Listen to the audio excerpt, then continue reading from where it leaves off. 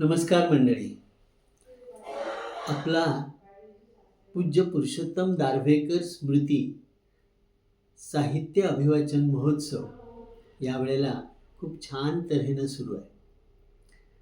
आत्तापर्यंत 12 ठिकाणी हा महोत्सव प्राथमिक फेरीमध्ये साजरा झाला आहे.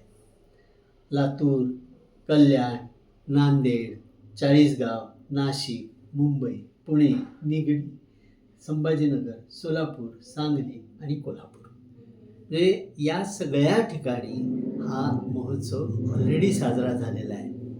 आणि अजून जे ठिकाणं राहिलेली आहेत, जे येत्या 2 आठवड्यात होणार आहेत, ते आहेत जळगाव, चिखली, अंमळनेर, धुळे, सातारा आणि नागपूर.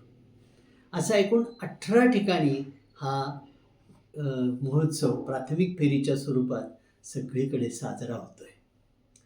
आणि ह्या वेळेला दुसरी एक सांगण्यासारखी गंमत म्हणजे आपला बृहन महाराष्ट्र, म्हणजे आपल्या परराज्यातल्या आणि परदेशातल्या एंट्रीज त्यांची शेवटची तारीख होती 10 फेब्रुवारी काल.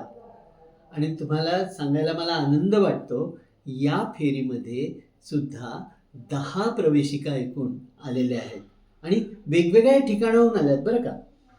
म्हणजे USA एक आली आहे, कॅनडाहून एक आली आहे, सिंगापूरहून आली आहे, हाँगकाँगहून एक आली आहे, बंगळुरूमधनं 2 आल्यात, इंदोरमधनं 3 आल्यात आणि बेळगावमधनं 1 आली आहे.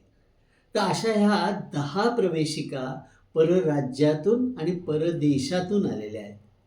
वा, मला छान वाटतं.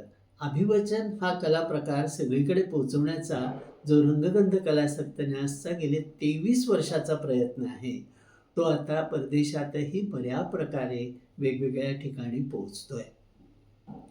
अर्थातच काही ठिकाणी काही एक थोडंसं हे झालं म्हणून, पण आणखी इतर ठिकाणाहून पण अशा जगातल्या इतर कानाकोपऱ्यातून पण याच्यासाठी एंट्री येण्याची शक्यता दाट होती. पुढच्या वर्षी आपण या बाबतीत अधिक प्रयत्न करूया. यावर्षी वेगळं औचित्य हे आहे, आपण ज्यांच्या नावे ही स्पर्धा करतो ते पूज्य पुरुषोत्तम दारव्हेकर यांची यावर्षी जन्मशताब्दी आहे. त्यामुळे आमचा प्रयत्न होता की जास्तीत जास्त प्रवेशिका या काळामध्ये याव्यात आणि सगळ्यांनीच उत्साहानं याला दाद दिली. त्याबद्दल खरंच सगळ्यांचे मनपूर्वक धन्यवाद. तुम्हाला ही बातमी वाचून ऐकून आनंद झाला ना? लिहा कॉमेंट बॉक्समध्ये. आणि हो, काहीतरी लाईक करा आणि चॅनल सबस्क्राईब करा. आणि फक्त तुम्हीच नाही, इतरांपर्यंतही पोहोचवा. धन्यवाद.